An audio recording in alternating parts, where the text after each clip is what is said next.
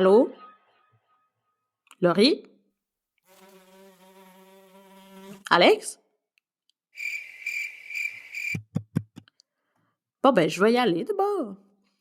Allô à toutes avec un crise de gros E à cause c'est toujours bien la base d'essayer d'inclure tout le monde. Pour celles qui écoutent Tout ou Pantoute pour la première fois, Tout ou Pantoute, c'est comme un peu ces TikTok qui mettent en scène de façon beaucoup trop accurate un aspect de ta vie de personne avec des enjeux de santé mentale. Quand tu essaies juste de scroll ton anxiété away, la majeure partie du temps, c'est fucking drôle.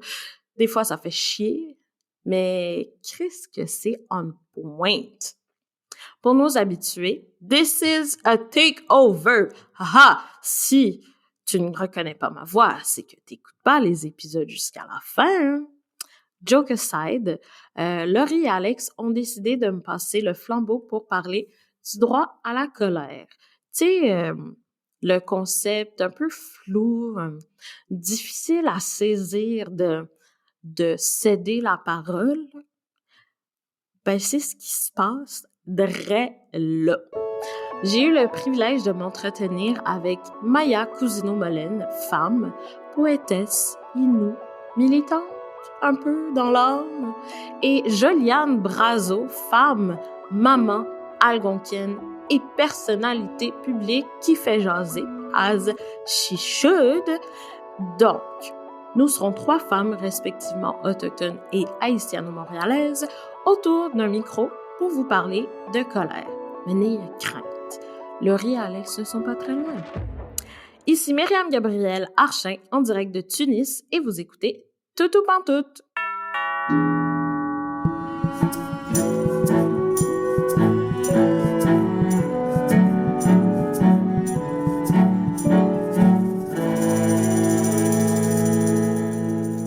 Aujourd'hui, pour mon premier épisode officiel avec Tout ou Pantoute, je reçois Maya Cousineau-Molène de la nation Innu, basée principalement sur la Côte-Nord. Je travaille pour une firme d'architecture comme conseillère en développement communautaire Premières Nations et Inuit. Je suis également écrivaine. J'ai publié un conte pour enfants durant le temps des fêtes et mon deuxième recueil de poésie devrait sortir au printemps. J'ai fait mon baccalauréat en sciences politiques, études amérindiennes, et j'ai été adoptée de façon coutumière par une famille de Québécois, mais toujours étant en contact avec ma famille Innu. Ainsi que Joliane. J'habite à Montréal présentement, mais je suis membre de la nation Anishinaabe du Lac-Simon, donc en Abitibi.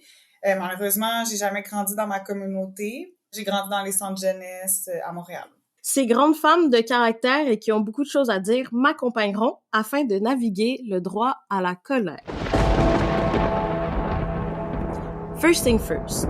Ben, c'est quoi la colère? Personnellement, je trouve que notre relation à la colère est du domaine public, malheureusement, dans la mesure où elle est instrumentalisée afin de soit nous déshumaniser ou de nous gaslighter, notamment par le stéréotype de l'angry black woman qui nous empêche à nous, en tant que femmes noires, d'exprimer notre mécontentement sans se faire catégoriser comme étant agressive, difficile ou j'en passe.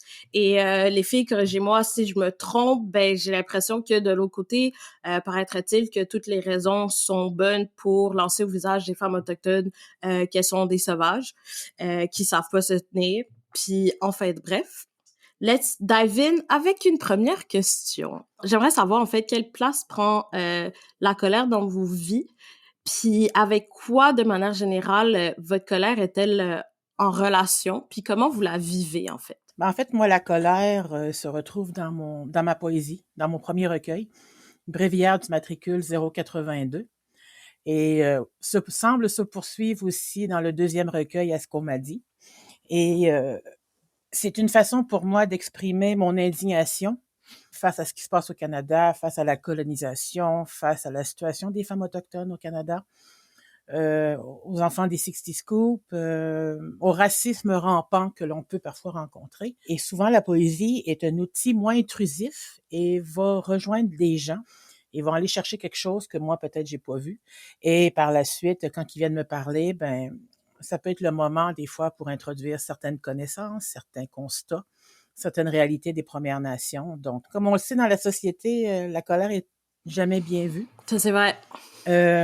Encore moins quand tu es autochtone. Et je viens d'une famille où on ne nous a pas appris à gérer la colère, donc j'ai pas encore trouvé la manière idéale, mais pour le moment, j'essaye la poésie.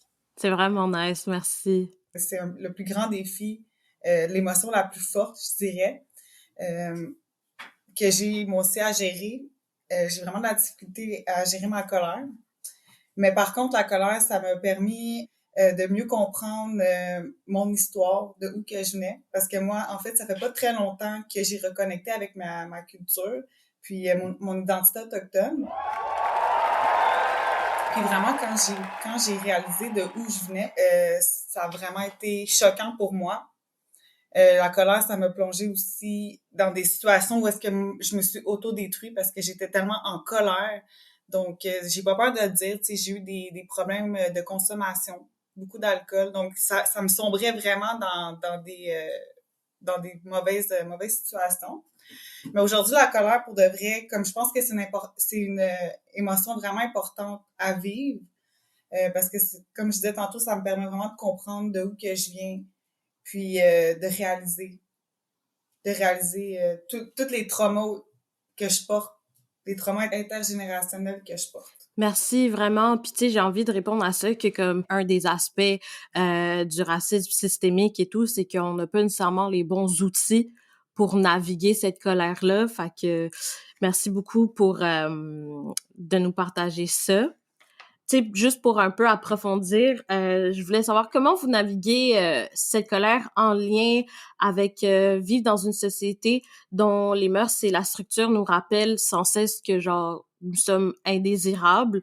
Je trouve personnellement que c'est une colère vraiment particulière de vivre dans une société qui a été fondée, en fait, sur les souffrances de nos ancêtres, puis que à ce jour, refuse de la reconnaître ou de faire de quoi avec ça.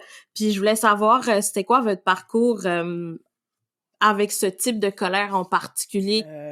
Je me rappelle de deux événements distincts. Il y a un Saint-Hubert dans la communauté de Ouachat-Maliotenam, et depuis que je suis tout jeune, ils sont gossants avec les cartes de statut autochtone parce que, comme on est sur le territoire de la communauté, j'avais le droit d'utiliser ma carte pour ne pas avoir les taxes sur le repas. Et une fois, je suis arrivée avec ma mère québécoise et ma sœur québécoise, et j'attendais qu'on me serve, et personne n'est venu me voir, fait que j'ai pigé dans les assiettes de ma sœur, tout ça. Et quand est venu le temps de payer, j'ai donné ma carte en disant, voilà, pour la facture. Elle dit, je sais pas. La serveuse avait déjà une figure peu accueillante, et elle dit, je sais pas si je peux la prendre, je sais pas si j'ai le droit. Puis là, je l'ai regardée, j'ai dit, tu vas la prendre. J'ai dit, ça t'enlève rien. J'ai dit, qu'est-ce que ça t'enlève, toi? Puis à un moment donné, à la sortie, elle dit, ça enlève l'argent du gouvernement. Oh my God! J'ai dit, l'argent du gouvernement. Fait que là, elle me sort, elle dit, c'est toi la raciste. J'ai dit, pardon? J'ai dit, si je serais raciste, là, j'ai dit, la madame à côté de moi, puis l'autre madame qui est là, j'ai dit, ça serait pas des blanches. J'ai dit, c'est ma mère et ma sœur. Fait que j'ai dit, pour le racisme, on repassera. Et j'ai dit, elle est où ta gérante? Fait qu'elle me montre où ce qu'elle est. Puis là, j'ai été la voir, j'ai dit, écoutez, là, j'ai dit, je suis tannée de ce comportement de merde-là. J'ai dit, ça fait depuis que je suis enfant que je viens ici, que vous nous faites ces crises-là. Et j'ai dit, vous êtes sur le territoire des Inuits. Puis j'ai dit, si vous fonctionnez, c'est parce que, en général, il y a beaucoup d'Inuits qui viennent manger chez vous. Et la deuxième, j'étais à l'aéroport de Dorval, et moi et ma mère, justement, ma mère québécoise et ma sœur québécoise, on s'en allait en France, et ma mère, elle a un pacemaker. Et on a présenté à tous les gardiens qu'on a vus la carte qui permet à ma mère de se voir, de pas être obligée de passer par le détecteur de métal. Ben écoute, il y a quand même une crétine qui a réussi à demander à ma mère de se lever de sa chaise roulante et de passer dans le détecteur de métal. Et là, j'ai dit, c'est quoi cette affaire-là? J'ai dit, on vous l'a dit je sais pas combien de fois que ma mère ne pouvait pas passer là. Et j'étais vraiment en maudit. J'ai dit, c'est quel genre de formation qu'ils vous donnent? J'ai dit, c'est une formation à rabais. Vous n'êtes pas capable de communiquer entre vous. Je sais que c'est pas la place pour péter un plomb, l'aéroport. Hein. Puis, il il y a un monsieur, il y a un monsieur qui vient me voir et il semblait être un des superviseurs des équipes. Il dit là, madame, il dit on se calme. Il dit sans ça, on peut vous amener dans une pièce, puis ça va être plate. Et de toute façon, il dit vous êtes bien canadienne. Et j'ai dit comment je suis canadienne, je suis amérindienne. Et il s'est sauvé. Je l'ai jamais revu. Excellent. Donc oui, la colère souvent, ça m'en prend beaucoup pour la sortir. Mais quand elle sort, j'essaye toujours justement d'avoir le ton vindicatif, mais de pas hurler. Juste par rapport à ce que tu dis, au fait que Pétinacoche dans un aéroport, c'est pas nécessairement le meilleur endroit, sauf que, tu sais, je doute qu'une femme blanche aurait eu ce genre de raisonnement, tu sais. Je suis contente, entre guillemets, c'est que t'aies pu, au moins, à ce moment-là, laisser la place à cette colère-là de sortir puis de l'exprimer, contrairement aux nombreuses situations où est-ce qu'on n'a pas vraiment le choix de l'étouffer, là. Pour revenir à ta question, Myriam, en fait, moi, la colère, comment moi je la vis? Moi, j'ai l'impression que... Moi, tu sais, je suis une fille qui est vraiment très, très proche de ses émotions, tu sais. Mes émotions vont souvent dicter mon comportement. Puis quand ça me prend pas le temps de me fâcher, puis ça se voit, je suis très expressive. Oui, j'ai écouté, j'ai suivi. Puis ça, je sais que ça l'a choqué beaucoup. J'ai vraiment l'impression que je me suis fait juger. J'ai vraiment l'impression que les Québécois ont été vraiment durs envers moi. Particulièrement, je vais mettre l'hypothèse parce que je suis une femme autochtone. Les Autochtones ont été le peuple invisible pendant des décennies. On n'avait même pas le droit d'exprimer notre identité culturelle.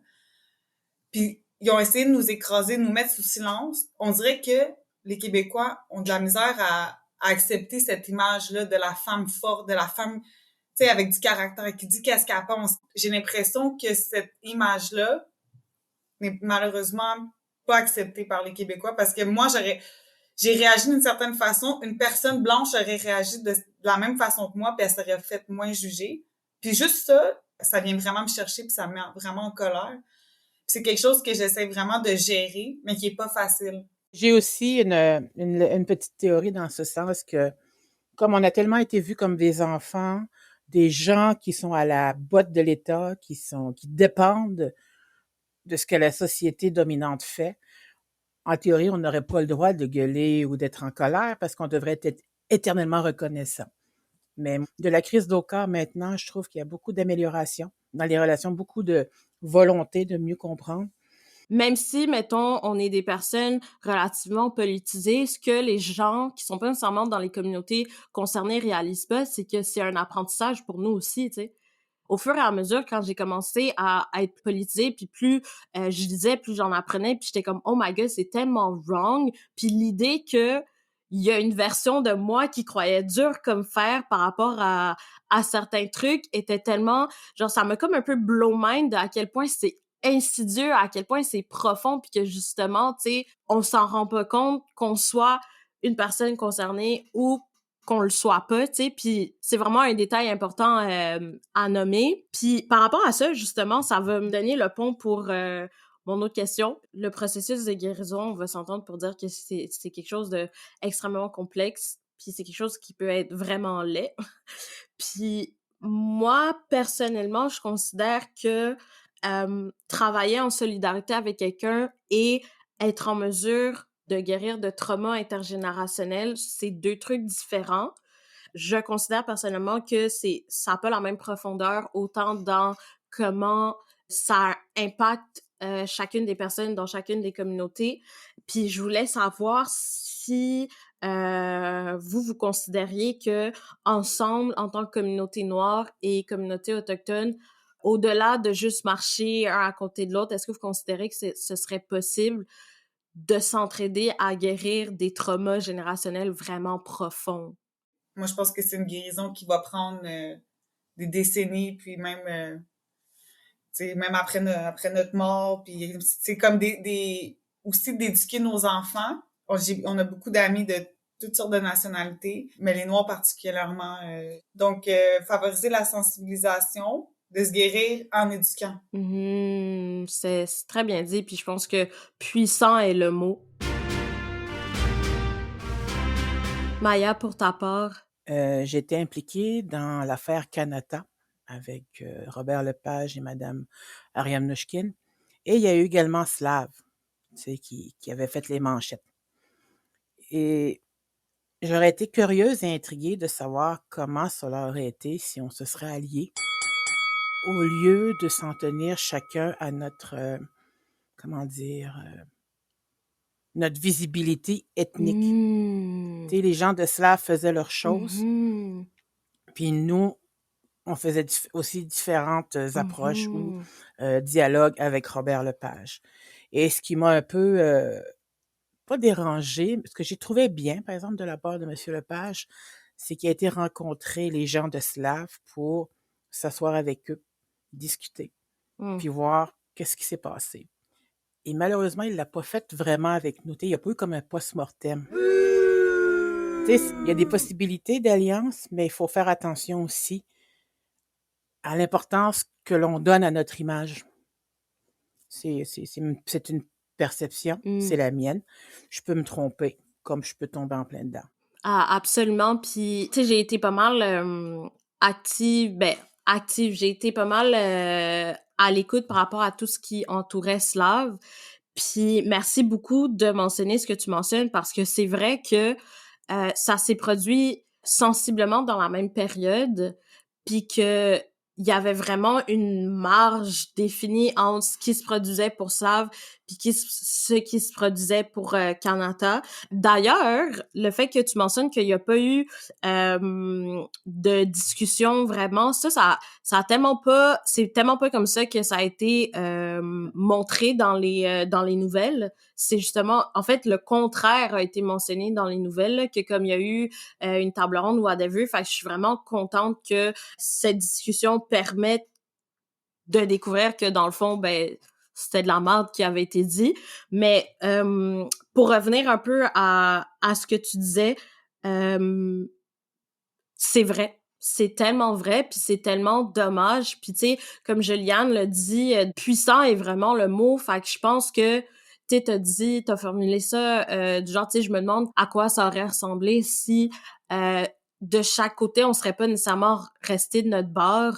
Puis c'est le premier mot qui m'est venu en tête. Ça. L'affaire, c'est que, OK. Moi, là, je pense que si, mettons, on en vient à un moment dans nos vies qu'il y ait absolument plus aucune barrière par rapport aux liens des personnes noires, des communautés noires puis des communautés autochtones, pour vrai, on serait invincible. Amen! Non, mais on aimerait ça vivre un jour dans une société où le terme raciste n'existe pas. Mais on n'est pas rendu là. Nous, là, on veut juste, en fait, que tout le monde soit égaux. On veut vivre ici sur le territoire en harmonie avec les autres, en harmonie avec la communauté noire, avec les Blancs. Tu sais, c'est pas comme une alliance, mettons, la communauté noire avec la communauté autochtone contre les Blancs. C'est pas ça. C'est qu'on veut favoriser l'égalité. Tu reviendras là-dessus si jamais j'ai pas compris le propos, mais je pense que, ultimement, on choisit pas nécessairement d'être dans une lutte, mais à cause du contexte dans lequel nous vivons, ça s'impose un peu de soi-même qu'on doit, genre, se battre pour atteindre cet objectif commun de, justement, vivre sur le territoire de manière collective et harmonieuse. Par contre, moi, je trouve ça important d'apporter la nuance que, tu sais, on se bat contre quelque chose, mais on se bat pas contre les personnes blanches. On se bat contre la suprématie blanche. Puis, malheureusement, ça fait en sorte que, veux pas, dans une société où il y a la dynamique oppresseur-oppressé, ça fait en sorte que, à cause de tout notre héritage collectif, ben les personnes blanches se retrouvent dans la position d'oppresseur, puis les autres personnes se trouvent dans la position d'oppressé. Puis avec ça, j'aimerais rajouter que nous sommes tous le produit de notre société, que ce soit le monde en position d'oppresseur puis le monde en position d'oppressé. Tu sais, j'entends souvent, ça arrive souvent qu'il y a des personnes blanches pour se justifier qui disent « Ouais, mais je l'ai pas choisi.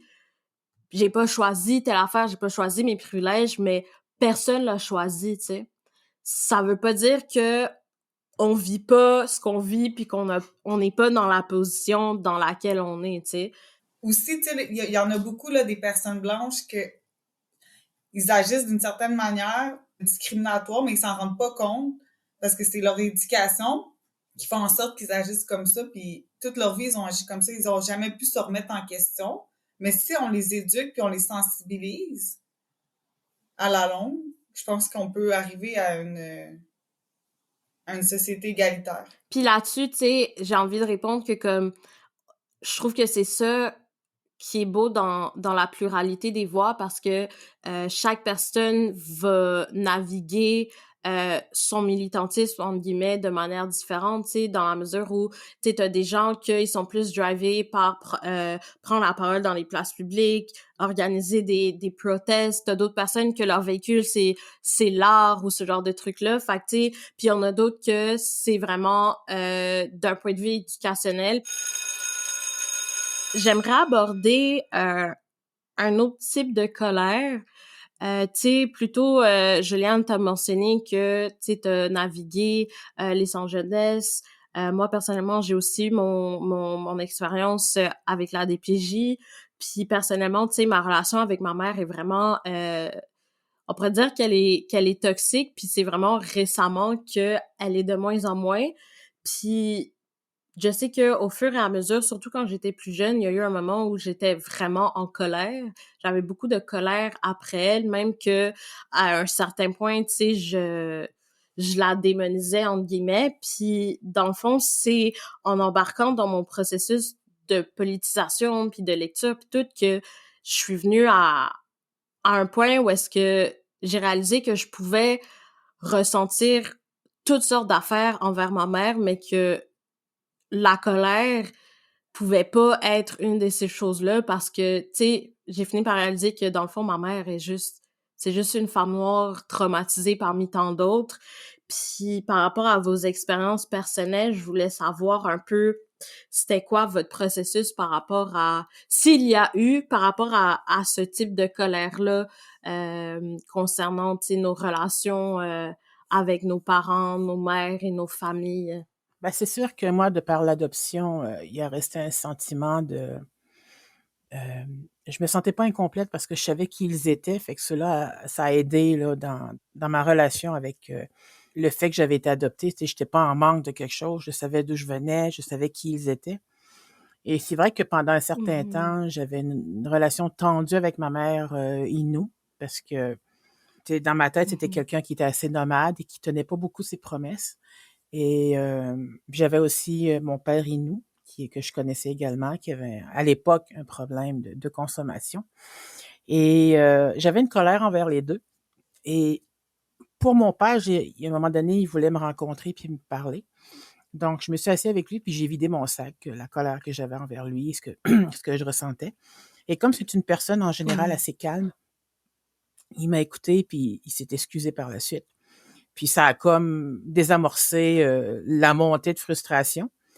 Puis malheureusement, avec ma mère Mhm. est morte à l'âge de 67 ans. Elle avait été dans les pensionnats. Et Hmm. elle en avait jamais sorti parce qu'elle en parlait tout le temps. Puis je crois que vers la fin, elle se laissait aller.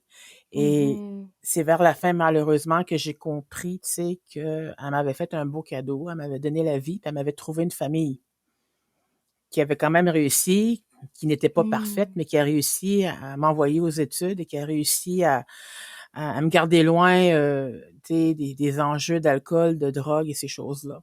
Donc, ils ont fait leur gros possible, puis c'est bien. Mais c'est ce que j'ai compris quand elle est décédée aussi. Euh, Puis c'est comme un espèce de regret que je porte dans ma vie. J'espère juste l'avoir après. Et Mhm. tu sais, lui partager ça parce que j'ai peut-être passé à côté d'une amitié intéressante. Hmm. Voilà pour moi. Merci, merci de partager ça avec nous. Juliane.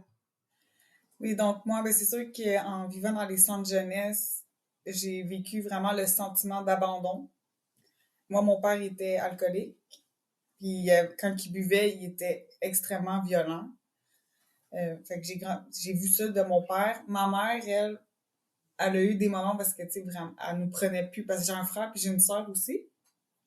Elle venait plus nous chercher parce qu'on avait droit à des visites, puis là, elle nous a comme complètement abandonnés. J'en ai voulu beaucoup, beaucoup à ma mère, étant adolescente. C'est pas pour rien que je me suis ramassée dans des centres jeunesse, avec, tu sais, des intervenants, puis j'ai même fait des centres fermés. J'en voulais tellement à ma mère de m'avoir abandonnée, puis je comprenais pas, tu sais, j'étais dans l'incompréhension. Sauf que vraiment, quand j'ai grandi, puis je me suis indignée, puis que j'ai compris mon histoire, tu sais, ma mère, là, à l'âge de 9 jours, elle était abandonnée à l'hôpital. C'est une famille de Blancs. Ouais, c'est une famille de Blancs qui sont venus la récupérer, puis qui l'ont éduquée. Ben, c'était sa famille, en fait. Ils sont devenus sa famille. Tu sais, elle a vécu des abus aussi dans cette famille-là. Fait que je comprenais pas, puis c'est vraiment comme en grandissant que j'ai pu comme apprendre à la pardonner, puis à me pardonner aussi de cette colère-là, parce que j'ai vraiment, tu sais, étant adolescente, là, je pétais des coches, puis... Mais aujourd'hui, ma mère, c'est devenue ma meilleure amie, là. Tu sais, je peux tellement me confier à elle, on se comprend, on reconnecte avec notre culture ensemble, on va dans notre communauté, on va dans les powwows. Je l'ai amenée dans un powwow l'été passé, c'était la première fois, c'était tellement puissant. Genre, j'ai vraiment la chance quand même de me reconnecter avec ma mère puis de me guérir aussi.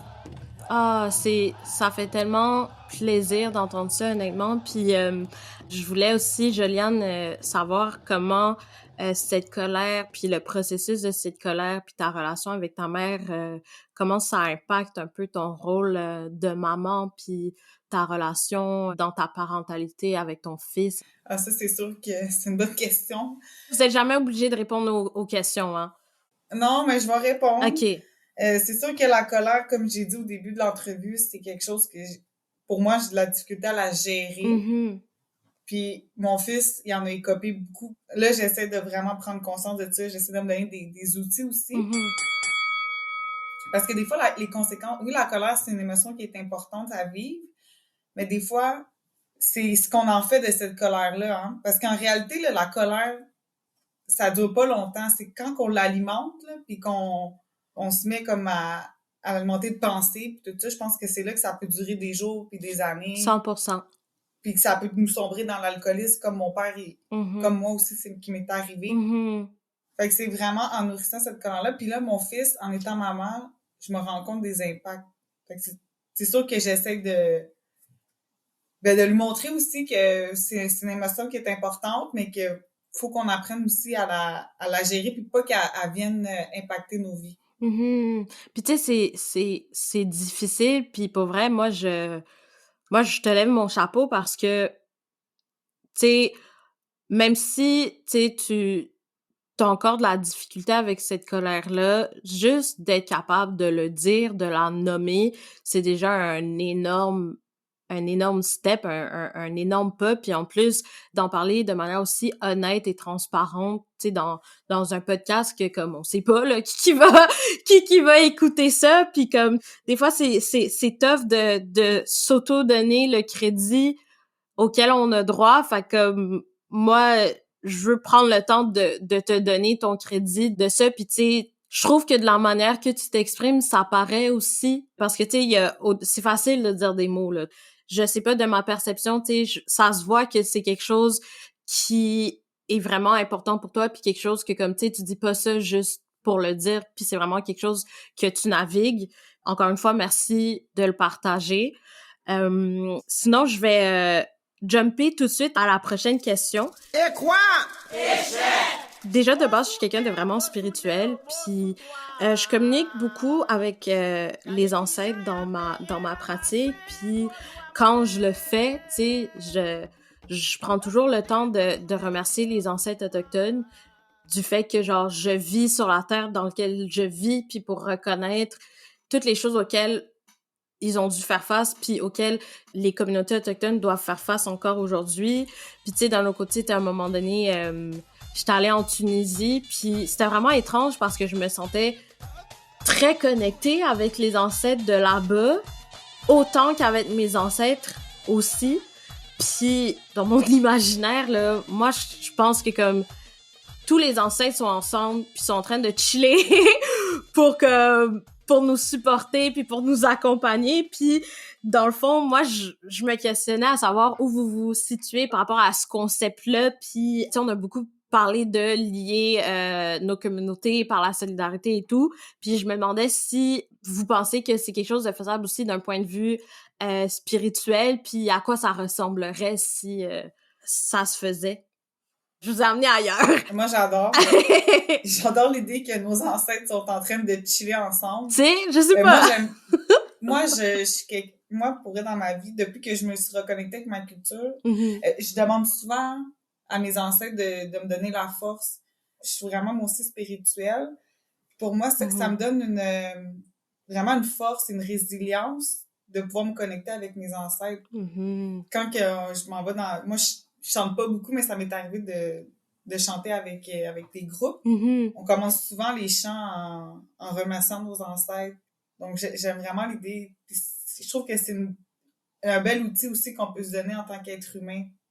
Tu sais, d'avoir conscience qu'on a des gens qui veillent sur nous, qui sont là, puis qui nous donnent la force et la résilience pour continuer. Puis tu sais, un peu plus tôt, je me souviens plus dans quelle question t'avais mentionné, je pense qu'on surfait un peu sur la question de croyances, puis t'avais dit qu'il y avait beaucoup de ressemblances, puis pour vrai, dans le cœur des croyances ancestrales, que ce soit, mettons, les croyances ancestrales des communautés autochtones, puis les croyances ancestrales des communautés noires / africaines, il y a vraiment beaucoup de choses. Je pense que the roots are really similar.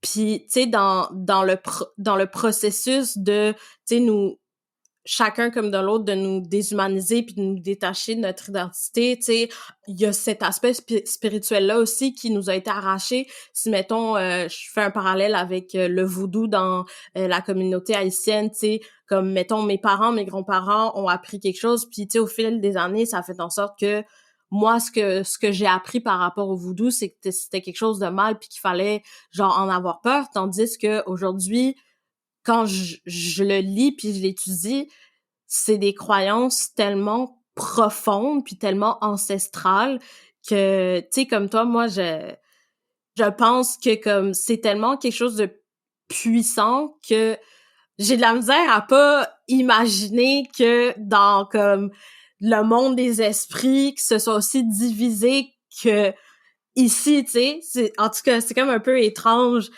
Puis sinon, Maya, qu'est-ce que t'en penses de tout ça, où tu te situes? Premièrement, moi, je suis de la génération qui a grandi sous la crise d'Oka, la génération aussi des enfants qui ont sorti des pensionnats. Et puis j'ai grandi aussi dans la société québécoise. Fait que cela fait de moi quelqu'un qui est très, pas critique, mais qui est très prudent. Tu sais, parce que à Mingan, tu vas demander à un aîné de faire une prière, il va dire le Notre Père en Innu.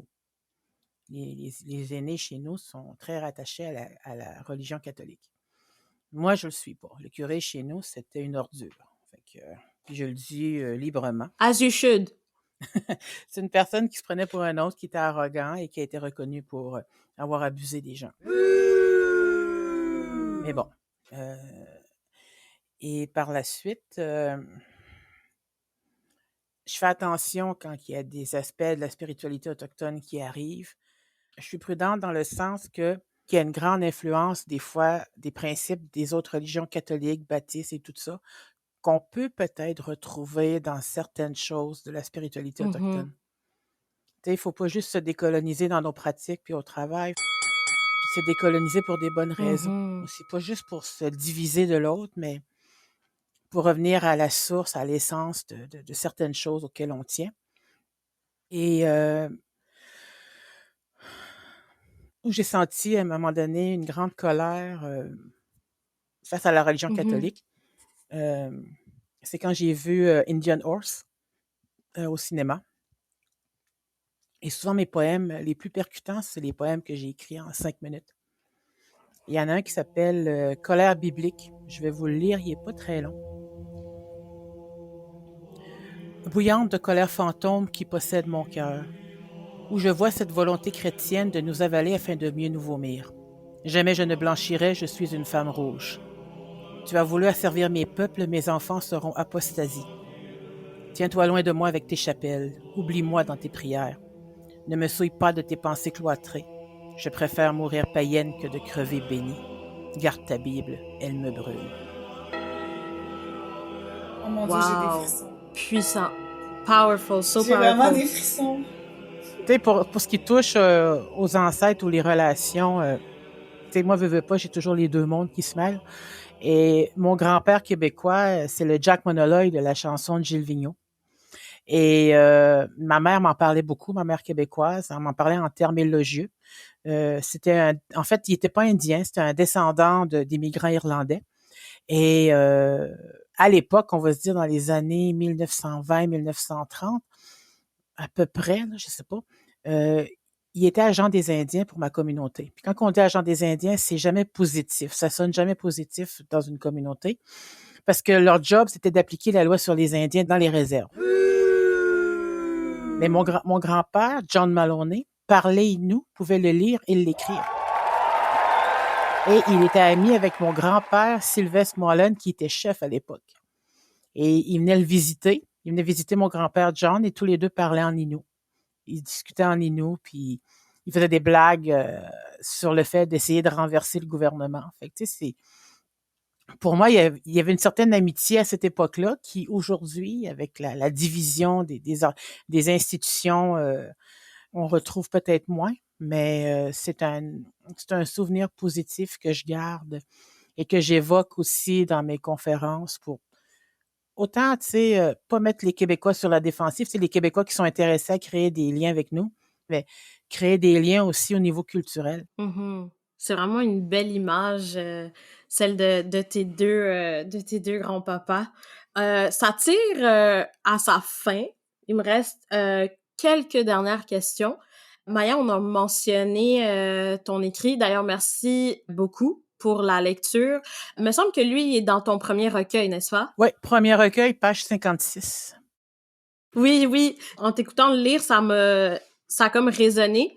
Puis, tu sais, la colère, on a beaucoup parlé de la colère, de à quel point il faut faire attention, puis ça peut être dangereux si on sait pas nécessairement comment la naviguer, mais il y a aussi l'aspect que la colère, tu sais, ça peut être extrêmement guérisseur.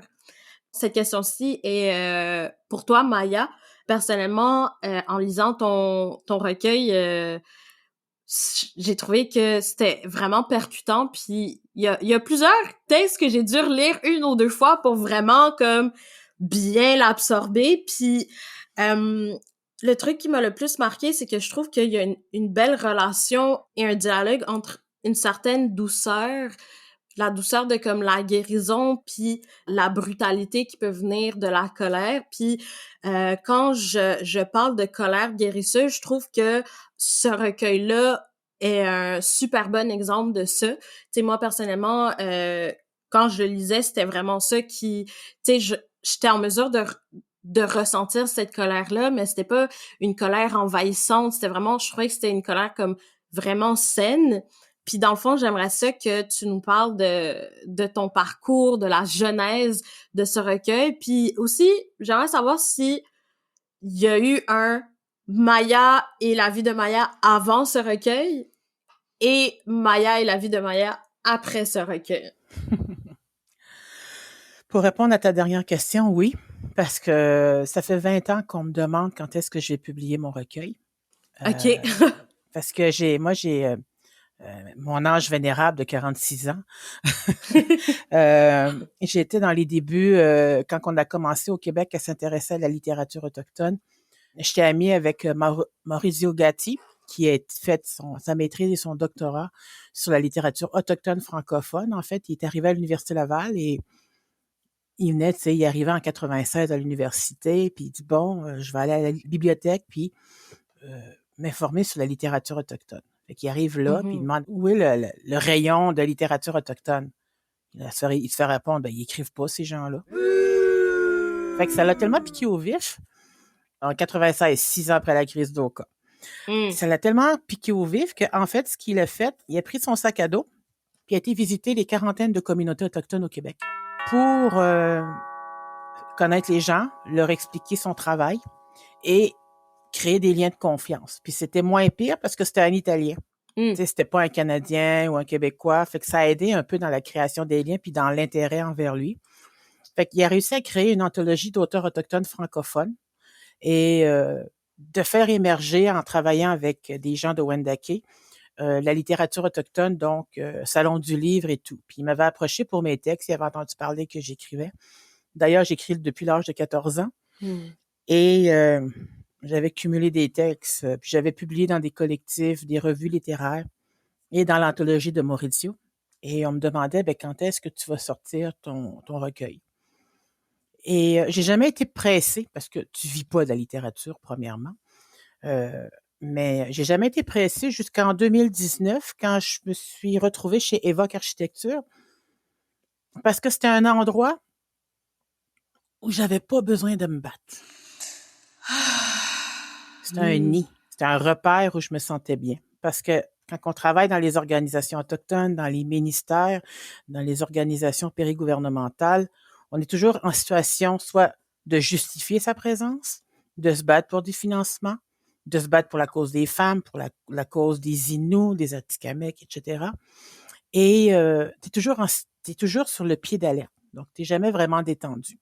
Et même entre nous, tu sais, j'ai travaillé dans des organisations autochtones, puis on travaille avec des gens qui sont encore toxiques, qui sont pas encore guéris du traumatisme des pensionnats et qui transfèrent ces douleurs-là aux autres gens.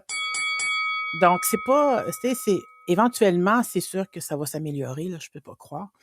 Et quand je me suis retrouvée chez Évoque Architecture, qui est une firme d'architectes qui travaille depuis 40 ans avec les communautés autochtones, qui est composée d'Haïtiens, de Québécois, de Vietnamiens, de tout. D'ailleurs, on est 2 Inuits maintenant à travailler là. Et je me suis retrouvée dans un lieu où j'avais pu à justifier ce que j'étais. J'avais pas à courir après du financement. Mon travail, c'était de travailler à la sensibilisation auprès des chargés de projet, des architectes, sur la connaissance des communautés, tu sais, pour éviter des impairs au protocole, parce que chaque communauté a ses protocoles écrits et non écrits. Puis je devais aussi faire connaître la philosophie de la firme aux communautés. Donc, c'était un travail super intéressant. Donc, j'étais plus en mode survie. Fait que j'ai pu me consacrer à mon écriture puis travailler mon recueil. Puis je l'ai sorti en 2019. J'avais aussi une bonne correctrice qui m'a bien guidée dans la révision de mes textes. Et je crois que j'ai bien fait d'attendre parce que quand il est sorti, il a gagné un prix. Il a gagné le prix Voix autochtone au Canada. Ex aequo avec Marie-André Gill. Au Canada, pour poésie de langue française. Nice. Et j'ai vraiment été contente. Ce recueil-là a été longtemps mijoté, longtemps réfléchi. Et j'aime comment il sort. Puis je voulais pas non plus juste profiter. Je suis autochtone, donc je peux sortir n'importe quoi, on va me lire. Donc, je voulais sortir quelque chose qui valait quelque chose pour moi, qui parlait beaucoup de ce que je ressentais, des causes qui me tiennent à cœur. Et aussi de la beauté, parce qu'il n'y a pas juste des poèmes colériques dedans. Il y a des poèmes qui sont doux, qui sont parfois tristes, mais tu sais, il y a toutes sortes de textes dans ce recueil-là. Donc, quand ça est sorti, là, c'est sûr que la demande pour faire des lectures, participer à d'autres salons du livre, faire des conférences, ça a amené un autre aspect de la littérature que je connaissais moins, mais que je trouve super intéressant. Juste avant que la pandémie commence, je devais aller donner une tournée de conférences en Italie dans 5 universités. C'est sur la glace jusqu'en 2022, heureusement. Puis là, en théorie, en mars, je dois aller aussi participer à des conférences, ateliers en France également, par rapport à mon recueil de poèmes. Donc, il y a un avant puis un après, puis c'est sûr que ça a eu un impact sur mon cheminement. Et la poésie va toujours être spéciale pour moi. Ça va toujours être un chemin de libération, en fait, parce que je dis souvent, mon bonheur, je le vis, mais mon malheur, ma mélancolie, je préfère l'écrire. Je pense que c'est Victor Hugo qui disait que la mélancolie, c'est le bonheur d'être triste. Tu sais, des fois, on aime ça quand il fait gris, qu'on s'ennuie d'une histoire d'amour qui n'a pas marché, puis là, d'être dans un café, puis de soupirer Ah de, oui! mon Dieu! de manière complètement inutile, après un casque. qui Devant nous la donne pas- fenêtre, là, à regarder les gouttes Ouais. de pluie qui... Je pensais que j'étais la seule qui Non, aimait non. ça. Il y a beaucoup de monde. C'est vraiment cool d'entendre tous ces beaux projets pour toi. Puis écoute, tant mieux que tes écrits circulent autant parce que c'est tellement important puis c'est tellement, je trouve, honnête.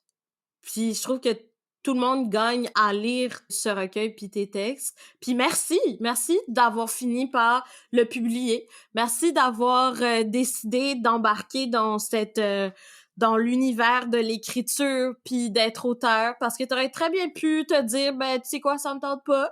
Puis c'est pas ça qui est arrivé, puis tant mieux pour tout le monde. Puis sinon, Joliane, je me tourne vers toi. Bon. Là, Joliane, on va pas faire semblant que t'as pas fait OD.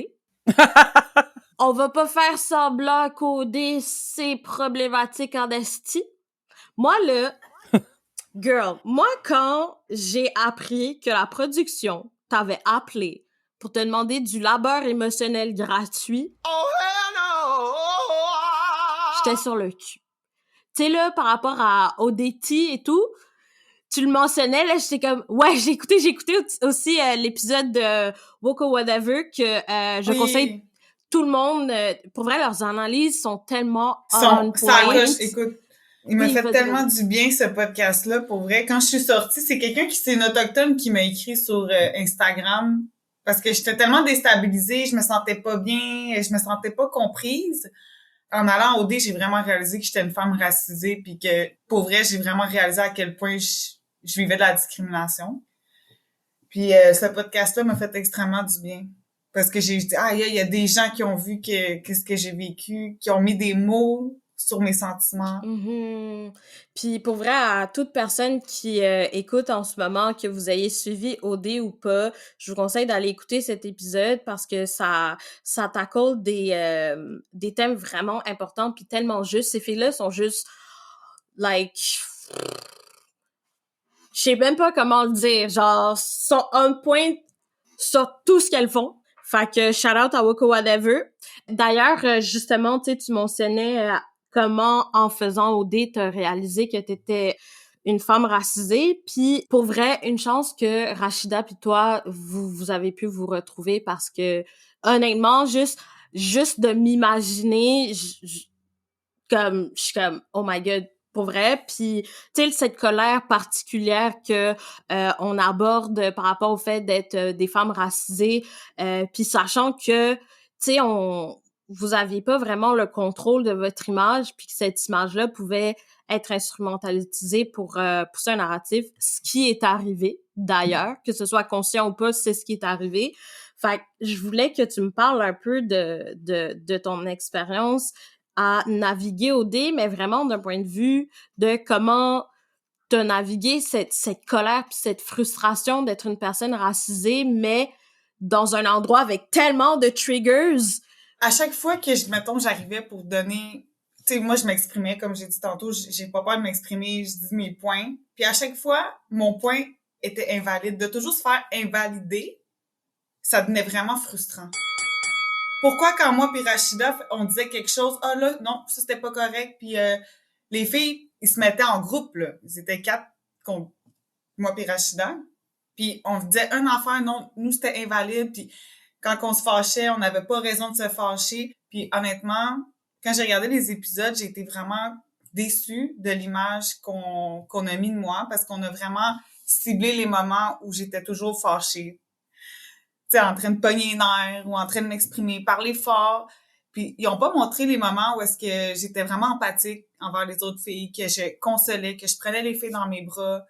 Ils ont pas montré ce côté-là de moi, puis j'ai vraiment trouvé ça dommage. En même temps, je pense que c'est un travail que la production a à faire peut-être, d'être plus sensibilisée. Puis tu sais, ils m'ont appelé, la production, comme je l'avais dit dans un autre podcast, ils m'ont appelé, ils ont dit « Ouais, est-ce que tu trouves qu'on avait été raciste? » Tu sais, je vais pas les accuser directement de racisme. je leur ai répondu d'être plus sensible à notre réalité. Puis tu sais, là, on est entre nous, là, on peut se le dire, là, tu sais, on le sait, on veut pas le dire de manière explicite, mais on le sait, tu sais. Je sais pas quand vous avez vu aussi comment j'ai réagi quand Rachida a été éliminée. Oui, C'était vraiment, j'étais en panique. oui. Pour vrai, je me sentais seule au monde.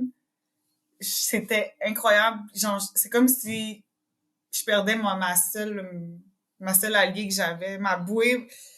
Fait que j'étais vraiment déstabilisée. Pour vrai, je pense que toutes les personnes, toutes les femmes racisées qui ont écouté OD puis qui ont vu Rachida partir, je pense qu'on a toutes été genre oh shit. Comme je pense que on a tout un peu ressenti le sentiment que t'as ressenti puis que comme on était genre oh my god. Puis tu sais tu parlais de à quel point tout ce que vous disiez était tout le temps invalidé et tout puis plutôt on a mentionné à quel point les structures sociales puis les comportements oppressifs c'était sournois. Ça, c'est un exemple excellent parce que je pense pas que les filles se sont toutes parlé en se disant « Ah, on va se mettre contre elles ». Ça s'est juste fait naturellement. Puis vous avez tout le temps été invalidés sans consensus. Puis pour terminer, j'ai une question bonus pour vous deux. Vas-y. Si vous pouviez parler à jeune ado, enfant Maya, jeune ado, enfant Juliane, par rapport à la colère, qu'est-ce que vous aimeriez vous dire? Hey, c'est vraiment une bonne question. Moi, je prends souvent des photos de moi quand j'étais jeune. J'en ai une que je me colle, puis je prends soin de la petite Joliane. Pour moi, c'est une manière de me guérir. Mais d'aborder le sujet de la colère avec la petite Joliane, je pense que je dirais que c'est important de la vivre parce que, pour vrai, la colère, ça m'a fait vraiment grandir en tant qu'être humain, en tant que femme autochtone. Puis, ça m'a permis d'aller vraiment chercher les vraies informations, de où que je venais, l'indignation, comme on disait. Donc, c'est ça. Fait que dans le fond, de pas avoir peur de cette colère-là, puis de l'embrasser et tout. Juste rapidement faire du pouce sur ce que tu as dit par rapport aux photos. C'est drôle parce que je lis beaucoup de livres sur le radical self-care. Puis aussi, je me suis tirée aux oracles pour le Nouvel An. Puis ça parlait de mon inner child. Puis un des exercices concrets, c'est de regarder des photos de toi quand t'es enfant ou de genre revisiter des jeux ou des activités que t'aimais faire quand t'étais enfant puis de vraiment consciemment connecter avec ton enfant intérieur. Fait que le fait que comme tu regardais des photos de toi et tout, ça m'a fait penser à ça. Maya, qu'est-ce que t'aurais aimé que Maya, jeune, entende par rapport à la colère? Étant enfant, j'ai ressenti beaucoup de colère, ça c'est sûr. J'aimerais peut-être lui expliquer que les sentiments qu'elle a envers sa mère Inou, ben, ça serait peut-être à retravailler, à revoir, à faire attention, de prendre la chance d'aller vers elle. Du côté de ma famille adoptive, c'est un autre cheminement. Mais parce que ma mère adoptive prenait des médications pour son cœur et c'était mal géré, donc ça la rendait agressive. Et c'était pas facile pendant cette période-là. Ma mère adoptive, elle m'a toujours aimé, tout ça, puis c'est sûr qu'ils ont fait des gaffes, tout le monde en fait. C'est juste vers la fin, un peu vers la fin de sa vie, qu'elle a commencé à changer son regard sur moi quand on l'a accompagnée dans des grosses opérations, puis tout ça. Tu sais, j'aimerais peut-être prendre le moment pour, si je pouvais revenir en arrière, m'asseoir avec ma mère 2 secondes, puis lui dire, regarde, fais attention à ce comportement-là, fais attention à ce commentaire-là. Parce qu'éventuellement, ça va changer. La société va changer, va évoluer. Donc, tu devrais peut-être porter attention à ça ou m'encourager plus là-dedans au lieu de blablabla. Là. Donc, voilà. Merci tellement pour vrai d'avoir accepté de participer. Je me sens vraiment choyée d'avoir vécu ça avec vous. Merci de votre belle honnêteté et authenticité puis d'avoir été aussi généreuse avec vous-même. Puis encore une fois, conclure sur vous lever mon chapeau puis vous donner la reconnaissance que vous méritez d'avoir puis par rapport à votre cheminement puis à vos apprentissages que vous continuez de faire. Puis pour vrai, Merci beaucoup. Allô? Mais c'est parce que nous aussi, on a des affaires à dire sur la colère. Ouais, on est comme frus de pas pouvoir dire les affaires à dire qu'on voulait dire sur la colère. C'est pas vrai, c'était vraiment intéressant. Oh my God! Merci tellement, Myriam, Gabrielle, puis Maya, puis Joliane pour la conversation que vous nous avez offerte. Là. Je me sens comme full, genre privilégiée d'avoir pu entendre, écouter ça, puis réfléchir avec vous. Je trouve ça vraiment beau comment la colère, elle a été abordée, dans qu'est-ce qu'elle a d'important, de puissant, puis de genre canalisatrice, mais aussi dans qu'est-ce que ça peut avoir de plus difficile, dépendamment de la façon dont on agit par rapport à cette colère-là. Entre autres dans nos relations avec les autres, puis dans nos relations envers nous-mêmes. Qu'est-ce que ça peut avoir d'autodestructeur? En tout cas, ça a beaucoup alimenté mes réflexions. Moi aussi, vraiment beaucoup. Puis j'ai eu la chance d'être là pendant l'enregistrement. Puis Ah! allez écouter sur le Patreon si vous voulez. Ça a duré 1h30, là, finalement, cette conversation-là. Puis Ouais.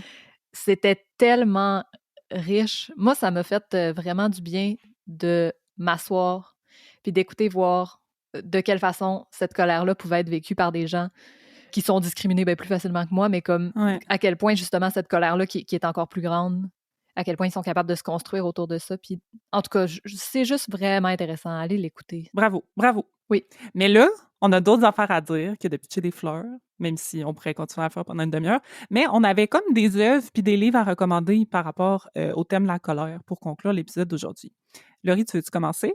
Mais moi, la première fois que j'ai relate un peu à la colère qui était montrée dans une œuvre, je pense que j'étais au secondaire. J'avais mes règles depuis pas longtemps, là, puis j'étais complètement terrorisée par les tampons parce que ça m'avait fait trop mal. Puis que les serviettes sanitaires, ça m'irritait la noune, comme on dit. Comme on dit. À cause de l'humidité puis tout ça. Puis autour de moi, tout le monde riait des coupes menstruelles parce que c'était hippie puis que c'était donc dégueulasse. Fait qu'il y avait comme pas de solution pour gérer mes règles. Et là, j'ai vu une pièce de théâtre, la pièce de théâtre Les monologues du vagin de Eve Ensler, qui avait été jouée au cégep de Saint-Félicien. Puis il y a une scène où il y a le vagin qui est en beau tabarnak de jamais être pris au sérieux, puis de comme que personne ne se soit jamais questionné à lui donner un peu de douceur dans ces périodes, entre autres de règles ou de pap test et compagnie. Puis ça m'avait vraiment...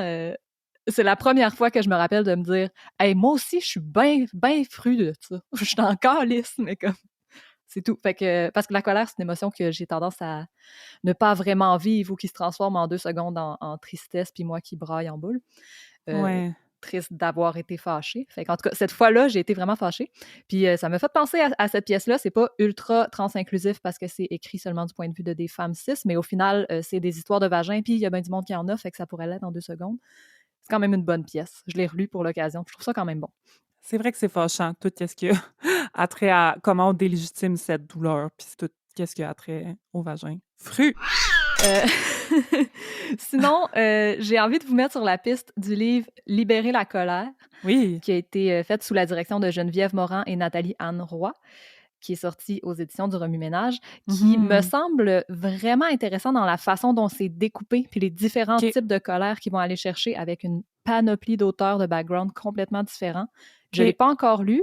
Je suis désolée de vous suggérer quelque chose que j'ai pas lu, mais je pense vraiment que ça vaut la peine. Ça fait plein de fois que les gens me disent « Il faut que tu lises ça. » Ça m'a jeté à terre. Fait que, I guess, prenons le risque ensemble. OK, on s'en reparle. On s'en reparle. Moi aussi, j'ai un livre à recommander avant de conclure. Ça s'appelle Good and Mad. C'est écrit par Rebecca Traister, qui est une journaliste américaine. C'est un livre, en fait, sur le pouvoir révolutionnaire de la colère, vraiment en lien avec le féminisme, puis avec les différentes vagues des mouvements féministes, puis principalement aux États-Unis, mais la réflexion derrière est quand même super intéressante, puis peut être agrandie. Dans le fond, le livre est paru en 2018, donc vraiment pas longtemps après la grosse vague de MeToo de 2017 dans le milieu du cinéma. Puis c'était vraiment un milieu où la colère par rapport au sexisme prenait une place impressionnante, tu sais, pour la génération, mettons, qu'on est puis qu'on était à ce moment-là dans l'espace public. La colère face au sexisme, elle prenait une place, tu sais, qu'on n'avait pas vue depuis super longtemps. Fait que l'autrice Rebecca Traister, elle parle beaucoup du traitement différencié qu'on accorde à la colère selon le genre, mais aussi selon si on est une personne blanche ou non. puis selon nos différentes couches d'identité. C'est vraiment super intéressant. Tu sais, elle parle, entre autres, Myriam en parlait dans l'épisode tantôt du stéréotype de la angry black woman qu'on utilise pour délégitimer, tu sais, une femme noire dès qu'elle hausse le ton ou dès qu'elle exprime une émotion autre que la politesse et la gentillesse, là. Puis elle parle de la colère qu'on peut avoir envers le patriarcat, mais aussi envers les hommes, autant les hommes puissants que des fois les hommes qu'on aime dans notre vie. Puis ça m'a fait penser beaucoup aux réflexions qu'on a eues dans l'épisode 3 par rapport à comment ça peut être difficile de ne pas être fru contre du monde, même si on les aime, qui ont des privilèges qu'on n'a pas. Puis, ça fait une espèce de retour historique sur la façon dont la colère a été canalisée dans différents mouvements sociaux féministes, entre autres, mais aussi les mouvements des droits civiques dans les années 60 aux États-Unis, les mouvements des suffragettes avant ça, etc. Fait que j'ai trouvé ça vraiment intéressant comme livre. Là, c'est super axé dans le contexte américain, mais je le recommande. C'est vraiment une bonne réflexion. Yay! Ben voilà, c'était nos petites suggestions.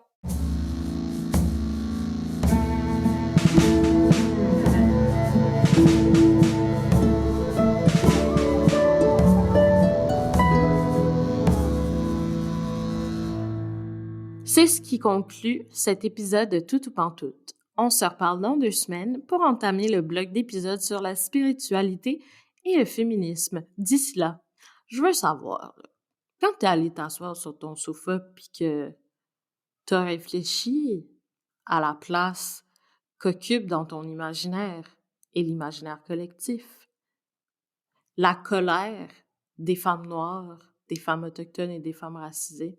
Tu sais, quand t'es allé faire ça, à quoi t'as pensé? En tout cas, on a le goût de vous entendre, puis de vous lire. Fait que gênez-vous pas pour nous écrire sur nos médias sociaux. On s'appelle Tout ou Pantoute, puis on est sur Instagram, Facebook, et il y a même un courriel, toutoupantoute@gmail.com. Aussi, on vous invite à nous écrire si vous pensez qu'on peut s'améliorer d'une quelconque manière. C'est quoi nos angles morts? Qui on oublie? Qu'est-ce qu'on oublie? N'hésitez pas à nous aider, à nous améliorer, car nous sommes pleines de bonne volonté. Et si vous avez une passion, un talent, une expertise que vous aimeriez partager, ben écrivez-nous. On ne sait pas dans quelle mesure on va pouvoir vous mettre sur la map, mais on veut vous connaître et on est toujours à la recherche de nouveaux sujets et de personnes de tout horizon pour parler avec nous en ondes. Puis qui sait, peut-être que vous allez finir avec un segment et peut-être que ce segment va devenir un takeover et peut-être que ce takeover va devenir quelque chose d'autre. Merci à moi parce que je suis vraiment drôle puis que je suis fucking chill. Non, mais sans blague, merci à Élise Vendée pour les brand new jingles avec Christelle Saint-Julien à la harpe et Henri June Pilote aux percussions. Merci à Marie-Frédérique Gravel au mixage et au mastering. Merci à Audrey Laperrière pour le visuel. Merci à Cassandra Cachero pour les photos. Merci à Marie-Ève Boisvert pour le montage. Vaina Albert pour l'habillage sonore. Merci à Émilie Duchesne pour les transcriptions des épisodes.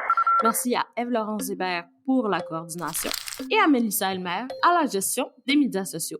Merci au Conseil des arts pour son soutien. Et finalement, merci à vous autres d'avoir joué avec nous. Et merci à Laurie et Alex qui se disent jamais merci, c'ti. OK, bye!